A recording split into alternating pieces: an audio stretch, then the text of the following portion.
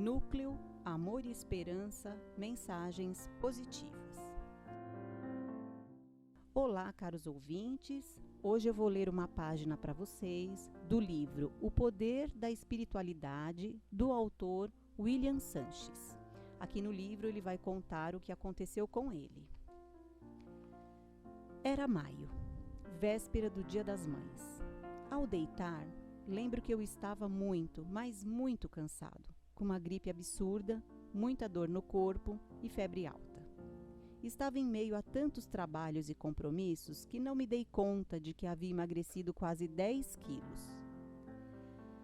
Estava me alimentando mal, dormindo muito pouco e trabalhando muito. Em meu íntimo, algo reclamava. De vez em quando, eu parava um pouco, sentia uma angústia, um vazio, uma falta de algo que eu nunca soube o que era. Uma saudade sem saber do que, mas um sentimento de vazio que me completava, se é que vazio completa alguém. Ao me deitar, tomei um remédio qualquer contra a gripe, desses famosos que prometem curar tudo.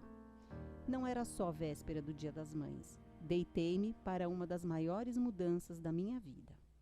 Durante a noite, acordei com muitas dores nas costas, canseira, passando muito mal, com febre. Tive vontade de ir ao banheiro. Não consegui chegar lá e tentei voltar para a cama. Não deu tempo. Caí no chão e fui socorrido por minha mãe, que mora comigo e ouviu do seu quarto a minha queda. Eu havia infartado. Sim, com apenas 30 anos tive um infarto. Fui socorrido e permaneci por mais de 7 dias na UTI de um hospital em São Paulo.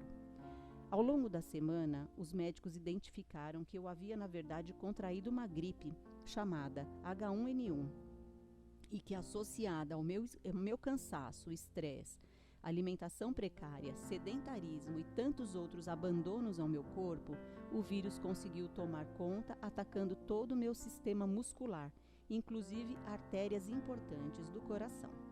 Não foi apenas uma coisa, foram várias que desencadearam meu afastamento por quase um mês. Isso tudo não muda uma vida. O que muda é o que vou lhe contar agora. Quando apaguei, pude perceber dentro de mim uma tristeza absurda. Senti uma falta de amor por mim gritando. Eu estava deprimido, sorria por fora e chorava por dentro. Quando mergulhei em mim e percebi essa tristeza, não queria mais voltar. Não tinha motivos para voltar. Revi toda a minha vida e achei sem sentido continuar. Por mais que trabalhasse muito, eu ainda não tinha encontrado minha missão. Muitas pessoas gostavam de mim, mas eu mesmo ainda não havia me amado o suficiente. Voltar para quê? Essa foi a pergunta que fiz para mim mesma. Naquele torpor, meio inconsciente, eu me questionava. Não queria voltar. Senti uma forte dor no pulso. Acordei por um instante. Eram os médicos realizando um dos exames mais doloridos que já fiz. Eles furaram para ver a pressão das artérias. Nesse momento, quando acordei, vi minha mãe saindo pela porta, amparada pelos enfermeiros e chorando muito. Que belo presente dei a ela no Dia das Mães, pensei.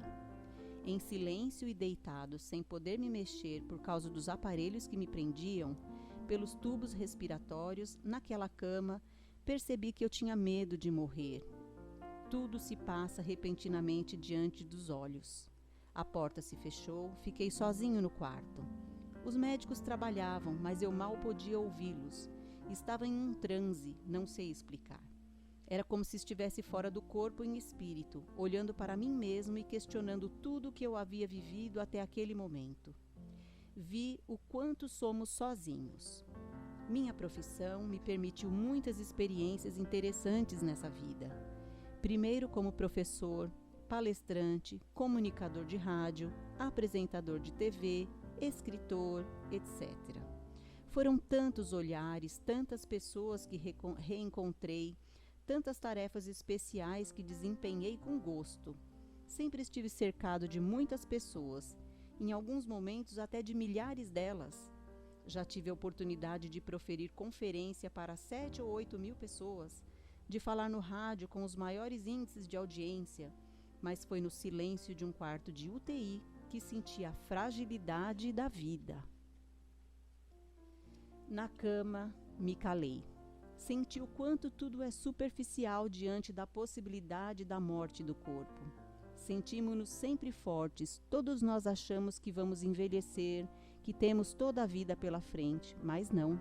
A morte do corpo pode acontecer a qualquer momento e para qualquer um. Foi nessa hora em que vi minha mãe saindo, que senti que eu não poderia partir. Senti uma força absurda entre ir e ficar, desistir ou lutar. Uma escolha precisava ser feita. Eu sentia isso o tempo todo. Aos 30 anos, um infarto costuma ser fatal. São poucas as chances. Ainda mais frágil como estava o meu organismo. Pedi a Deus uma oportunidade. E Ele me deu. Deus me permitiu ficar. Recuperei-me e retomei a minha vida normal. Bem, ela nunca mais foi normal. Pelo menos não do jeito que eu achava ser normal. Acho que quem experimenta a sensação de morte, seja por causa de uma doença, de um assalto, de um acidente ou por qualquer outro motivo, se tiver um pouquinho de sensibilidade, jamais permanecerá da mesma forma.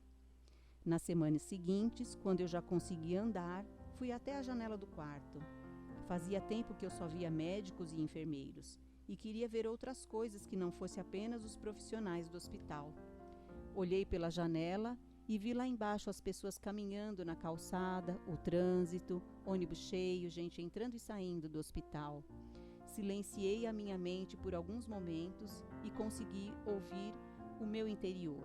Percebi então que o problema de saúde pelo qual eu estava passando não fora o momento de perguntar a Deus por quê, mas sim para quê.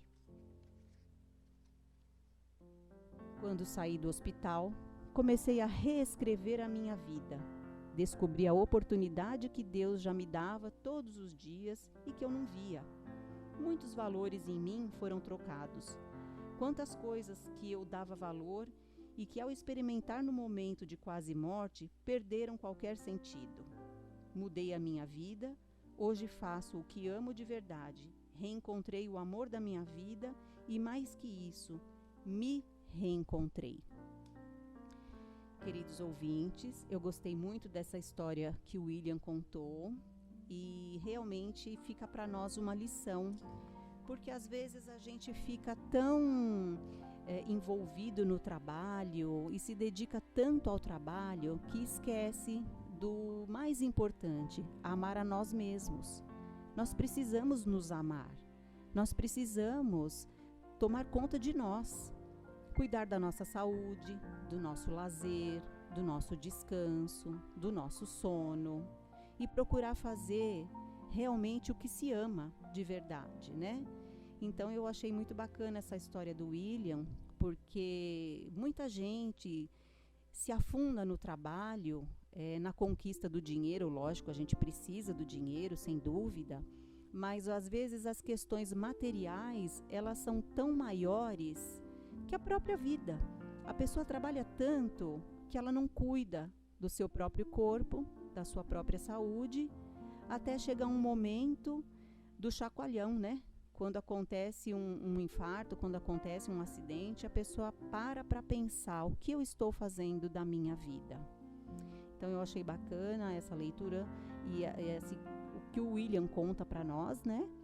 Então eu gostaria, caros ouvintes, que você que ouviu essa leitura, reflita um pouco mais na sua vida, o que você tem feito, quais são os prazeres que você está dando a si mesmo. Você descansa? Você dorme bem? Você passeia? Você consegue apreciar uma árvore, uma flor? Você tem tempo para olhar para o céu? Será que você não está exagerando no seu trabalho? Pense nisso.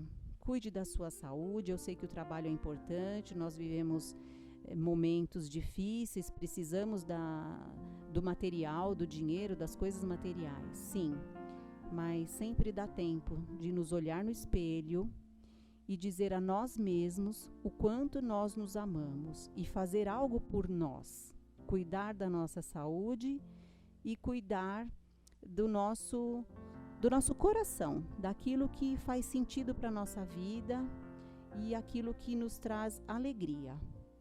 Paz e luz a todos e até o próximo podcast.